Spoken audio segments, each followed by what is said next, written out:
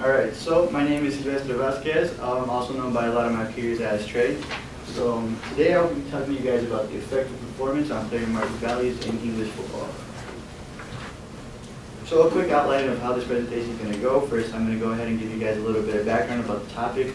Then I'm going to go through a little bit of the literature that I use in my research.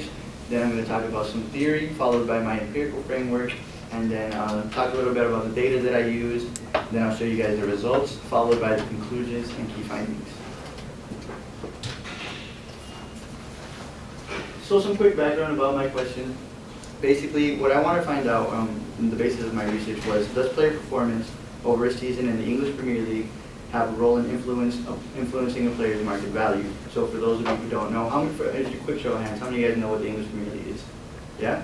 Alright, good. So basically what the English Premier League is, it's a soccer league, and it's like, it's basically the most watched soccer league in the world. So of course, like, being that it's the most watched soccer league in the world, if we think of it from if we think of the sport from a business lens, then there's plenty of money to be made in that sport. So one thing important for you guys to know is basically what is market value. So market value is an estimate of the amount in which one club is willing to sell a player's contract to another club. And that can be done either through crowdsourcing data or purely estimating through player's data analytics. So why is this a question of interest? Three things that I wanted to tell you guys quick. Club revenue. So in order to succeed in the league, clubs really need to invest in players that not only offer performance that's sufficient on the field, but they also have to offer some value off the field. And that can be in terms of like product sales. You know, they have to make money for the club, and then they offer that value outside the club.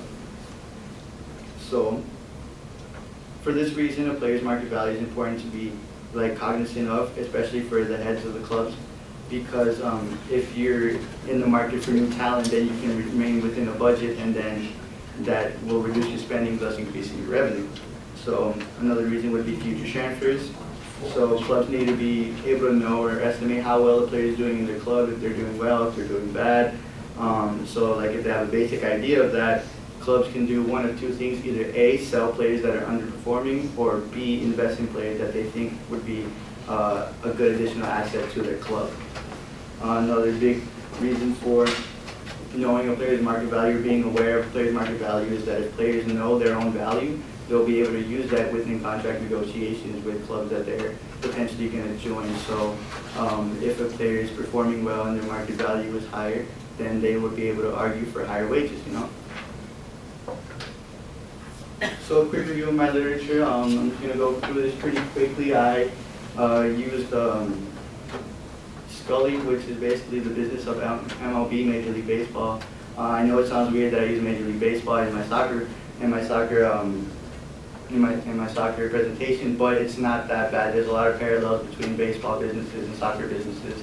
The clubs work in the same way in terms of getting revenue, and I use that to help me figure out my theoretical framework in order to kind of build off of that and then keep going along with my research. So besides Scully, I use Bryson and Simmons to kind of help guide me in establishing my empirical approach. So what this study helped me do was realize that there are different positions that I have to be aware of, because they're because on the field they're kind of measured differently. They have different things that people look for. Attackers have different stats that matter to them, midfielders have different stats that matter to them, and defenders have different stats that matter to them, and all of that influences their market values. So I just translated that onto the way I set up my regressions, which I'll show you guys in a little bit. Muller and Simmons and then Keffer, both of these use both Scully and Bryson to kind of set up their empirical models as well, and I use that to help guide me in the way I set my models up. So Muller used so they quantified the impact of 20 different indicators on a player's performance, and then saw how that impacted market values, and they used indicators which were both performance and popularity related. And then Keffer, they researched player performance during a tournament to see the impact on market value, whether they did good in the tournament or bad in the tournament. And then, like I said, both of these papers kind of drew on the other two, which I'm also doing. So moving on to my theory. I'm trying to make this as smooth as possible, so I hope you guys can follow this. Player performance. So this can go either one or two ways. A player can perform badly on the field, or a player can perform well on the field. So for the sake of time, I'm just going to go through one side of this, but you can follow along. Like I said, it goes two ways. So once a player is performing well, that translates onto the team. So if one player is playing well, the whole team's probably playing well, meaning that team performance is going up, meaning either they're winning more or doing more on the field. That translates into both product sales and ticket sales. So once that goes up, like say a player is performing well, more people are going to want to see them, more people go to the stadium, they buy more tickets, or either they do that or they buy a jersey with their name on it. You know, there's a lot of ways that a soccer club makes some money, and that influences the club revenue. So if your ticket sales and product sales are going up, your club revenue is also going to go up as a result of that. Club revenue can be measured as a function of game revenue plus product revenue, both of these which have parameters of performance and popularity. Game revenue being game day revenue, literally all the people that go to the game, buy anything, buy food, stuff related to the stadium, and then product revenue being stuff that you buy either online or wherever you happen to find it at a store. Primarily like jerseys, big example right there. These do have two parameters here, performance and popularity, but for the sake of my research, I focus only on performance. Popularity is an important aspect. I'll touch more on that later. Okay, so if we think of club revenue as a function of game revenue and product revenue, we can assume that a player's pay would be the marginal revenue attributed to that player. So if they're if everything's going up, their pay should also go up if they're performing well, meaning that their market value should also increase. So here's some of my framework right now. I use my research was done using an OLS multivariable regression. I have 3 different models like I mentioned before. I have one for attackers, which has 16 different variables, one for midfielders, which has 17 different variables, and one for defenders, which has, again, 17 different variables. As you can see here, those are all my regressions. So along with performance variables, I also use characteristic variables such as age and height, just because the literature also did that. So I'm just going to go ahead and stick to the same routine and do something similar to make sure my results are concise. And then I also included dummy variables to adjust for big teams or teams with big money. Not every team in the league has a lot of money to spend, but there are those that do. So I included a dummy variable to kind of adjust for that expenditure, and I also included a variable to adjust for the season with it, which my observations were playing in at. So here are my primary predictions. So all performance variables used and what I predicted their sign to be are right here. For example, goals, I predicted to be positive for both attackers and midfielders, just because just intuitively thinking goals win games. So if your player is scoring more goals, that should have a positive effect on their market value. And then for defenders, I predicted, for example, errors leading towards goals to have a negative effect on their market value. You know, so more errors that a defender makes that lead towards getting scored on should have a negative impact on their player worth. So just a quick overview of my data. I got a lot of my data over 2 different seasons. I reported data from the 16-17 season and the 17-18 season of the Premier League. I used 2 big sources to get all my data. Transfermarket.us I used to get data such as player age, player height, footedness, and the actual market values that I used in my regressions.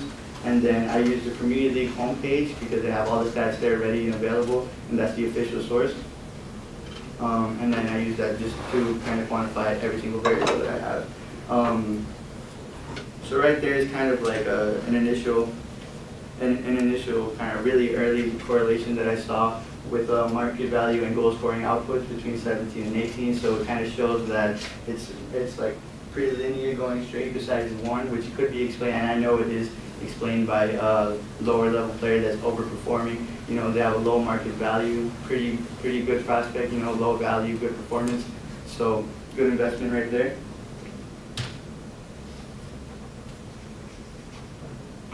Here's some quick summary statistics. I'm just going to glance over this really quick, but I have a total of 671 observations, 141 for the attackers, 274 for midfielders, and 256 for defenders.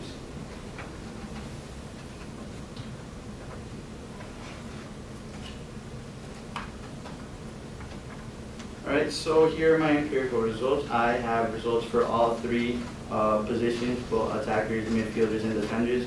But for the sake of time, I'm just going to go ahead and limit it to only showing you guys results for attackers and defenders. I also got results for every other variable as well, but since I'm kind of focusing on performance here, I'm just going to go ahead and show you guys what I got for performances. So for attackers, what I want you guys to put your attention on is goals right now. So it offered the highest impact to market value of all the stats presented. So it's like I said, goals win games. So as I expected, that it has the highest value there. One interesting thing that I want to go show you guys is that offsides is positive value, which I initially expected to be a negative value. Everything highlighted there was something that did not correspond with my initial predictions. And so one way I can explain that is that just because since it's offering a positive value, maybe attackers they're kind of introducing more attacking effort, you know? They're getting called outside more. If we reference back to the summary statistics, over a whole season, the max amount of offsides that our player had was only 44, which isn't that much over a whole season, meaning that if a player is getting called offsides more, they're probably more dangerous of an attacking player, more of a poaching player, and they probably have a higher goal scoring output.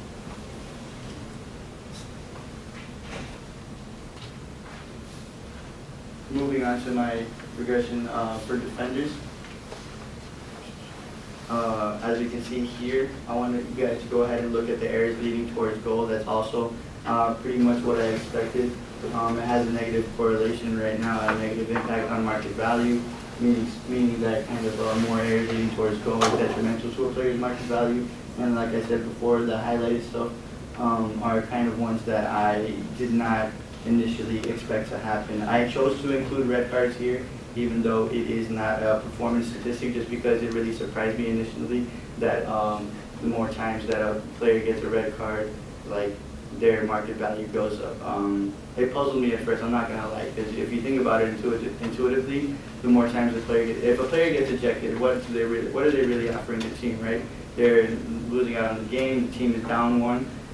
Chances of the team losing is higher, so it's like I didn't think at first that it would have a positive effect on their market value. So if we recall my theory, like I said, I focus only on performance, but there's also a popularity aspect to it. So really, if we think about it, ejected players do offer more of an excitement factor. You know, they can either be really exciting players, you know, they're getting down and dirty, they're rough. Or, you know, people just hate them. There's popularity through hate as well. It goes both ways. So what really that translates to is more product sales, and it can't people like to cheer for you, the bad guy. So, and me personally, I like that too. But yeah. So through that popularity, I'm pretty sure the market value is affected. Sadly, I didn't do my research on that. I'll touch more on that later. So here's a quick counterfactual analysis that I did on both goals and errors. 2 goals. Like I said, I'm only focusing on attackers and defenders. I did this for midfielders as well. Basically, it's pretty much what I expected to see.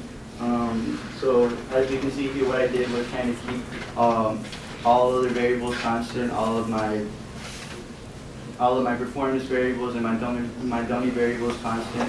Whatever they were, all I did was change the number of goal output that a player would have, especially for attackers. And as we can see, the more goals that a player has, the higher their market values increase. All of this measured in euros, of course. And then if we turn to defenders, the same thing kind of happens here in the reverse. The more defensive areas that a player tends to have, the lower that their market value goes.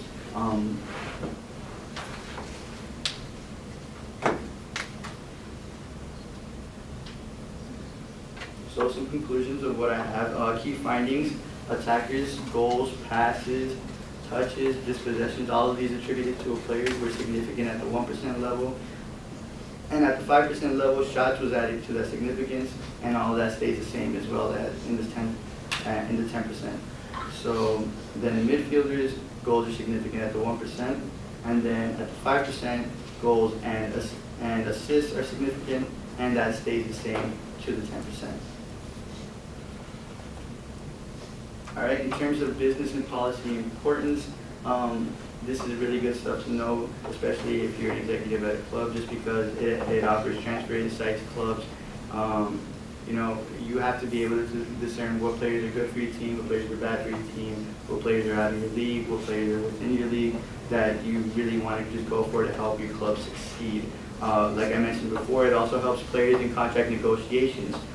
They gotta fight for their wages. They gotta do what they have to do to get their worth. And not only that, but being like cognizant of market values can help a club kind of remain within their budgets. They don't want to overspend too much because that can hurt their revenue. So if they're able to like know a player's market value or worth before they even pursue them, they can kind of adjust that or even be below their budget, thus making more money. One thing that I really want to touch on quick, just because it's a big policy as of right now, is the FFP, also known as financial fair play. Basically, to put it shortly, it's a rule which caps spending clubs to big clubs, rich clubs, to stop them from buying all the best players in the competition. You don't want that to happen because it'll be a boring league. You don't want all the best players to be on one team, just because that would kind of take the fun out of the league. It'll take people, all the viewership will kind of disappear. And then like if you're aware of market value, like I said, it'll help you remain within the budget. And then if you do end up violating the policy, you do get a transfer ban, which can severely hurt your club revenue.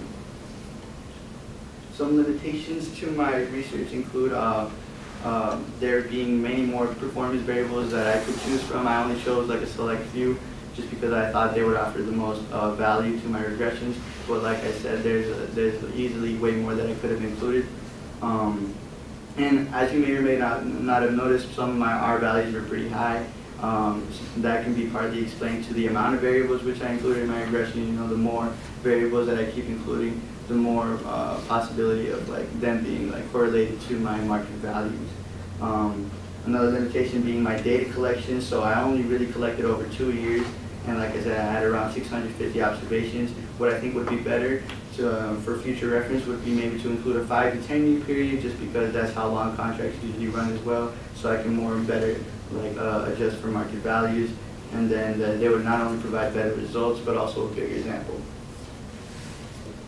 And then for future extensions, I just want to go ahead and touch back on popularity. As we saw, it could explain kind of contradicting results such as the red cards.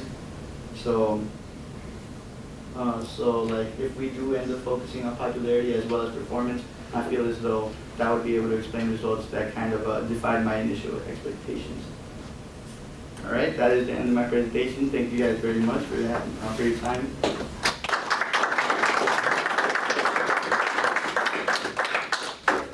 Some questions? So I'm just curious, you picked attackers, midfielders, and defenders, but you didn't look at the goaltenders? You just... Yeah, funny you should mention that. So in my literature, like I mentioned, Bryson, the Bryson literature, he, in the way he did his models, he mentioned that attackers, midfielders, and defenders, they're all on the field and they all have statistics which provide information regarding how they perform on the field. But goalkeepers are the only ones which have statistics which are completely different from on-field performers. So for that reason, he chose to exclude that from his models, and all the following literature chose to do that as well. So I'm only kind of following the status quo in that regard. Yes. So your FFP, your sort of parity thing, that your results were generally consistent, notwithstanding the fact that some players might have done better short-term salary-wise if it weren't for that. You know, to your point about everybody being on the same team. Yeah. But aside from that, other than maybe scrunching the numbers a little bit, the results were generally consistent with what you expected.